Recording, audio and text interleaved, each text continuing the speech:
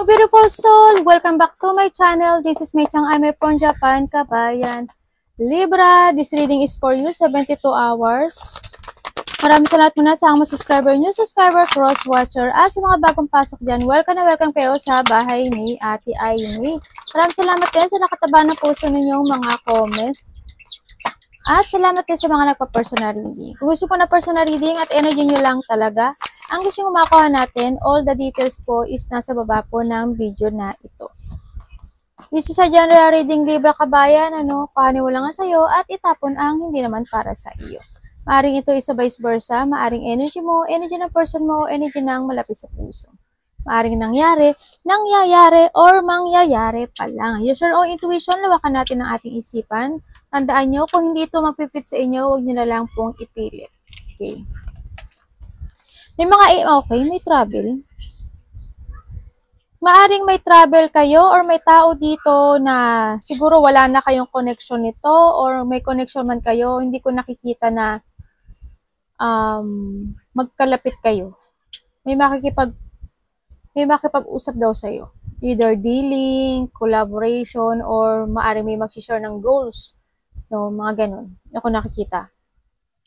Sa iba naman dito, meron na daw kayong mga idea in life to how to grow, or may mga idea na kayo sa buhay kung paano nyo daw ma-accomplish yung inyong mga gustong mangyari sa buhay.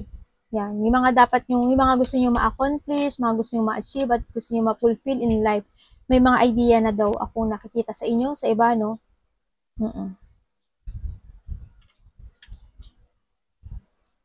Kung ano man tong idea nito, halimbawa, gusto nyo gumawa ng project, kung ano man yung idea, yun gusto maaaring iba dito, new work, new job, business, project, ganyan. I-pursue mo daw itong idea na to kasi there's a victory and success. Kumbaga, mag-uumpisa dito yung iyong journey, no?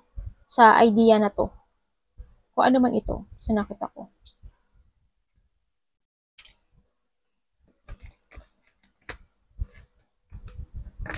Tingnan natin. Sa nakikita ko sa'yo dito, Libra, meron ka talagang mga decisions in life or may mga kailangan mong harapin dito para ma-achieve mo yung mga dinidesire mo o kaya ma-achieve mo yung happiness or success sa buhay mo. No? May mga offering either may offering na opportunity, offering of love, or something. There's an offering ako nakikita dito to success, actually. Pero hindi ko alam kung napapansin mo siya, or maybe you rejected it, or someone is rejected you, o someone is ni-reject mo, mga ganyan. Nakita ko dito, nandito kasi nakita ko siguro you're waiting for a sign, or maybe you're stuck talaga, or pinag-iisipan mo siguro kung itong offer na to is kailangan. Ganun. Kumbaga nandito ka sa situation na nalilito ako kung saan talaga yung tamang daan mo. Nag-illusion ka actually. Iba dito yung illusioning for a change, ganyan. Nagiging emotional ang iba. Hindi ko alam kung kayo is nagtutulog-tulog ba kayo o nag-iisip-isip kayo every night or night shift kayo. Yun na nakikita ko, no? May mga offer naman doon na opportunity sa'yo. Kaso, ang sinasabi lang dito is nagkakaroon lang talaga ng kabiguan or hindi mo nare-recognize, ganyan. Tingnan natin. Kumbaga, when it comes to your intuition, nakikita ko dito, there's an enlightenment pero hindi mo pinopokus yung intuition mo. Sa iba ganun, nakikita ko. Hindi kayo nagtatrust sa intuition mo. Kumbaga, may mga sitwasyon kayo na natatakot kang harapin. Natatakot kang desisyonan. Kailangan harapin mo to. Kung ano obstacle to ng buhay mo, kailangan mo magdesisyon. Masakit man o hindi, kailangan mo harapin. No? May nakita ko dito.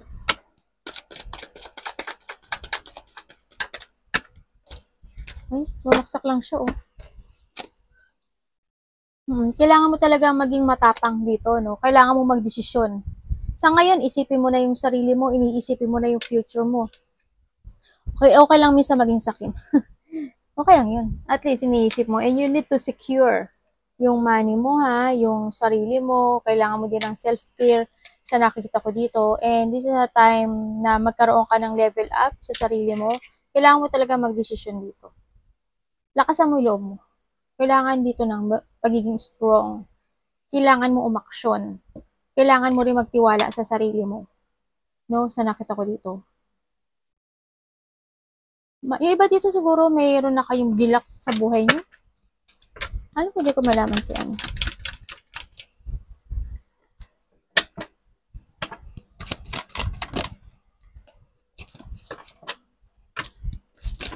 Hala.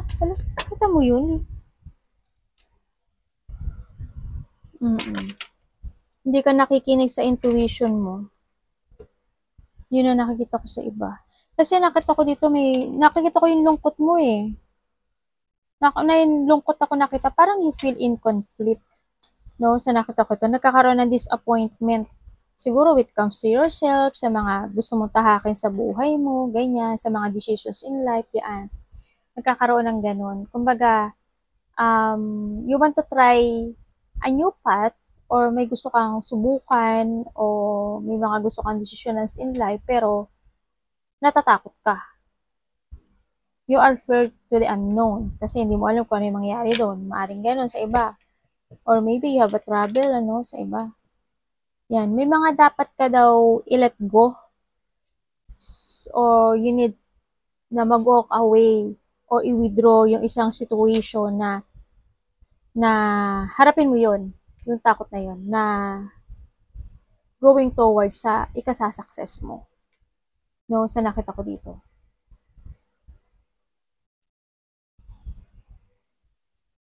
Kailangan kasi dito is a balance, no? Is a balancing, and more on balance ang nakikita ko dito. More on balance.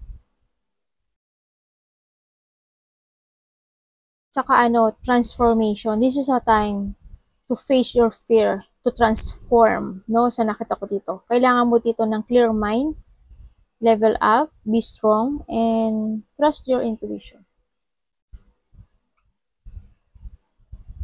Sa iba dito, may tao dito na umalis, either ikaw ang umalis or may tao na umalis dito dahil nagsinungaling. Dahil itong tao na to, maring ito is nilak mo siya sa buhay mo o ayaw mo siyang kausapin, ganyan. O kaya, kasi maring itong tao na to is nagkaroon ng mga lihim, no, sa nakita ko dito. And then sa iba din naman nakikita ko dito na may tao dito na natatakot.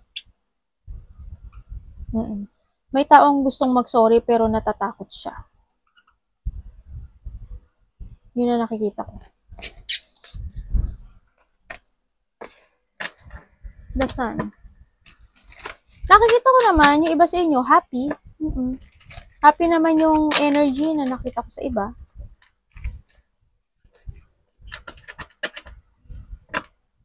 O happy kayo sa umaga, pero sa gabi, ang dami nang iniisip.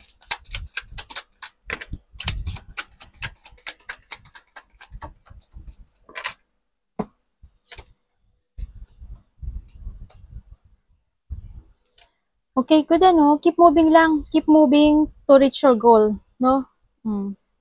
Hindi masama na isipin mo yung sarili mo. Keep moving lang to reach your goal. Sa iba dito, may nagbibigay na sa inyo ng bagong happiness. Maybe there's a new love, or maybe there's a new, paring may tao dito na nakakaramdam ka na excitement and support and love dito sa tao na to, no? Maaring tinutulungan ka nitong tao nito or sa vice versa, maaring gano'n, no? They support you or sinusuportahan mo siya. Yes, there's new happiness, new love, either new love life or trabaho man yan, or ano ba yan, kung ano man ito nakapagpapabigay sa'yo ng happiness. Yan ang nakikita ko dito, no? Mabait kayo Oh! Bakit? Again and again. Okay, may tao talaga na umalis, Tao na niloko ka. Tao na maaring ibinigay mo yung understanding mo at pag-iintindi, maybe tinulungan mo siya when it comes sa money, or maybe may tao dito na ingat ka, no, baka nanakawan ka o ninakawan ka. May taong naging sneaky person at biglang umalis or ikaw ang umalis. Nakita ko ito o maaaring itong tao to, tinulungan mo siya. Kung hindi mo siya tinulungan sa pera, siguro naging mabait ka masyado sa kanya. No, kumbaga handun yung suporta mo sa kanya because you love this person. No? Ang nakikita ko. Tingnan natin sa Ace of Cups. Ano ito?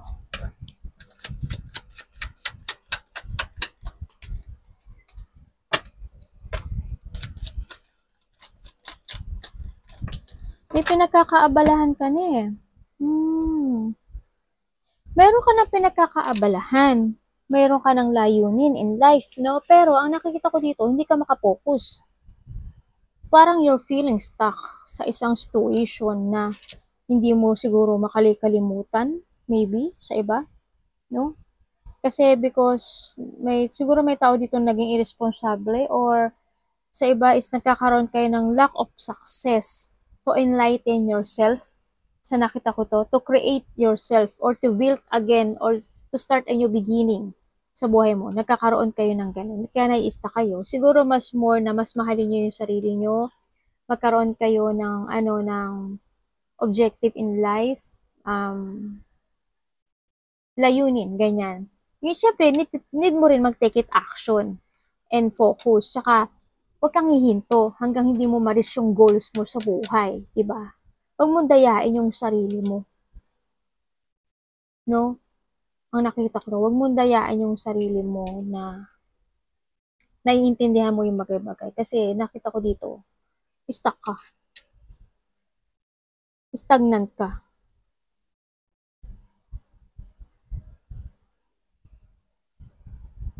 May tao dito matigas ang ulo.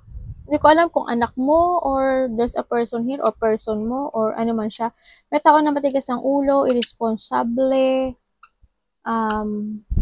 baka iba sa inyo makatamad, makaramdam daw kayo ng katamaran, ganyan, o may tao na tamad dito sa nakikita ko, no? Yung nakikita ko. Sino man ito? Sana, I hope, walang nagsusugal. Hindi ko alam kung may related sa'yo ang may taong nagsusugal. O baka ikaw, mahilig ka magsugal. Ganyan. Or maari ikaw, kailangan mong sumugal to start a new beginning. Mas mahalin mo ngayon yung sarili mo. No? Find your happiness. No? Wag kang, you need to escape sa isang situation na hindi naman mag-work na dito. Hindi na mag-work. No? Kung ano man sitwasyon to. Kung alam mo hindi naman na mag-work, you need to let go. Mag-escape ka na dito. Mag-get away ka na dito. You need to get away to something na nakapagpapastak sa'yo. Yun na nakita ko. Love yourself. Focus and create mo yung sarili mo. Ha? Kumbaga, i-structure mo yung sarili mo. Huwag kang maghintay na may taong mag-i-instruction ng buhay mo kasi you need to focus to yourself. Mas more kang wag mong hintayin na may taong magbubuo sa'yo at may tao na mag-aangat sa'yo. No? Sarili mo lang din na makakatulong sa'yo.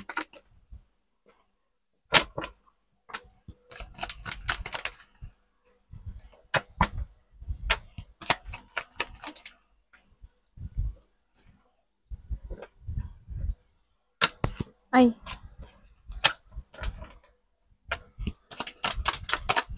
There's an offering akong nakikita sa'yo, no? There's an offering of new happiness. Opportunity man ito or happiness ako nakikita dito. Siguro this is a time na magkaroon na you need to take control yung sarili mo, yung nararamdaman mo. So nakita ko dito, kumbaga, you need to make sure din na okay lang na slowly but surely, you need to make sure na magkaroon ka ng happiness, mag-start ka ng beginning sa buhay mo, love yourself more, tsaka i-achieve mo yung gusto mo ma-achieve. Kumbaga, don't regret or wag mong pagsisihan or wag kang malungkot because may mga some aspect of your life is nagkakaroon ng failure. Wag kang mag-focus doon. Siguro, you need to control and you need to release to find a freedom dito sa nakita ko dito. Kailangan mong, yun nga, nakita ko dito. Ganun. Kasi nakita ko yung sadness and loneliness mo.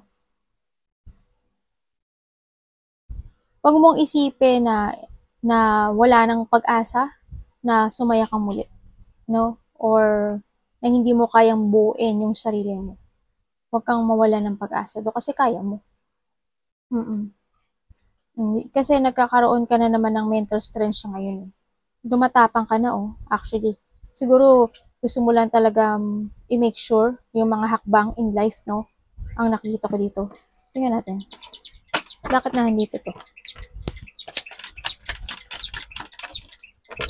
Yeah, good. Thank you po. Okay, sa nakita ko naman dito, yes, okay. There's an offering. May makipag-usap daw sa'yo eh. May makikipag-usap sa'yo or may nakikipag-usap sa'yo. Maraming nakikipag-usap or maraming offering ako nakikita dito. Either love or opportunity ako nakikita dito, no? Kumbaga nagkakaroon na ng mga pagbabago in life. Kumbaga iba dito nagkakaroon na ng mga positive destination, yan, mga clear path na mga gustong gawin. Siguro iba naghihintay na lang ng senyales, ganyan. No? Kumbaga, on pang action ng iba kasi sa nakita ko dito eh. And then yun nga, ingat lang din sa nakita ko dito. Hindi ko alam kung ikaw o may person dito na malapit sa puso mo. Kasi nagkakaroon ka na rin also ng recovery or you need ng recovery, no? Yan. Or may tao na kailangan ng recovery.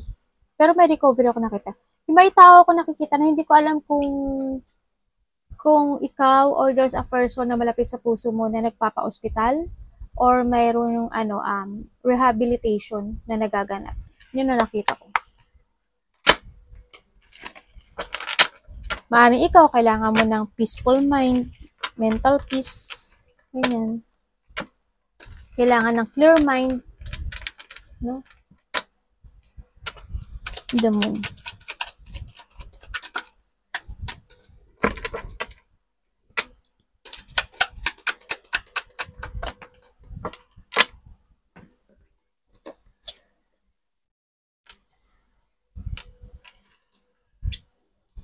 Nandito ka sa ano, no? Bakit nandiyan si Nine of Pentacles? Diba dito you are independent, ano? Andun na yung pagpapahalaga sa sarili, andun na yung contentment and discipline when it comes to yourself, sa nakita ko dito. And nakikita ko naman na you value yung mga blessing, malaki man o maliit yung nakukuha mo, you value it. No, also yung meron ka sa ngayon. Pero ang nakikita ko lang sa'yo dito, yung napaka-very emotional nung iba. No, nagiging emotional kayo, nagkakaroon kayo ng mga self-doubt, no? Kumbaga, there's a failure nga. Kumbaga, handun din yung mga disappointments sa mga naging choices ng buhay, tsaka yung mga naging outcome na nangyari. Kumbaga, nagkakaroon ng blockage sa inyo. Yung iba, or lack of planning, no? Siguro, nawawalan kayo ng confidence, ganyan, kaya masyado kayo nagiging emotional, masyadong hindi nyo alam yung mga gusto nyo tahakin sa buhay nyo, nag-i-illusion kayo na I hope this, ganyan, mga ganon situation. Siguro, pagiging matatag and more give effort, ako nakikita dito, mas more give effort ka pa and be hard work, no? Wag kang, hindi ka naman nag-iisa actually, no? May problema ba kayo sa financial? Hindi ka nag-iisa sa hamon ng buhay.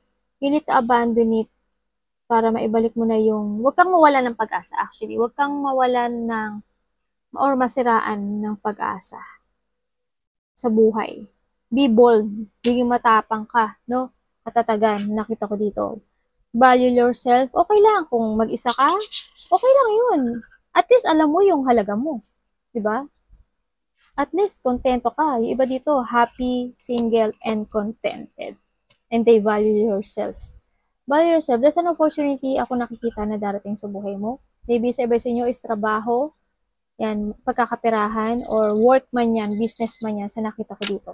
Siguro yung iba sa inyo, may mga gagawin na kayo na may mga pinag-iisipan na kayo na mga you want investment, yung mga situation na you are the boss, kumbaga ikaw yung nagmamanage or yung mga ganong sitwasyon. Parang mayroon nang mag-uumpisa ako nakikita dito. No?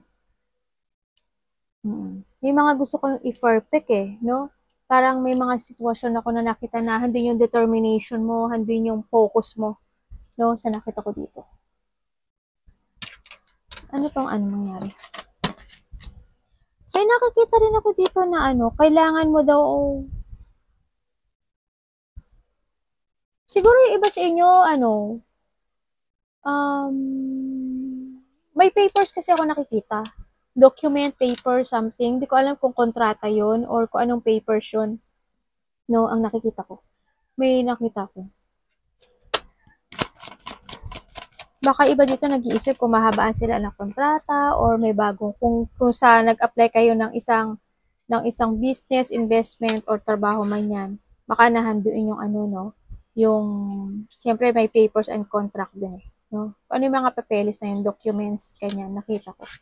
Sa nakikita ko dito, yun nga, hindi yung may mga hinihiling o pinapangarap ka na sa buhay mo na mahalaga.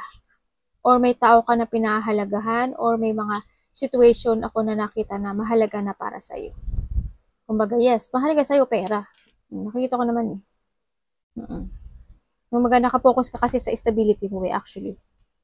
No? Nakapokus ka na sa future mo, kumbaga, nakita ko dito.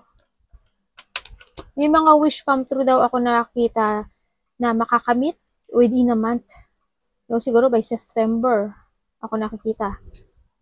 Yan, 9 weeks, 9 months, 9 days, or 1 month.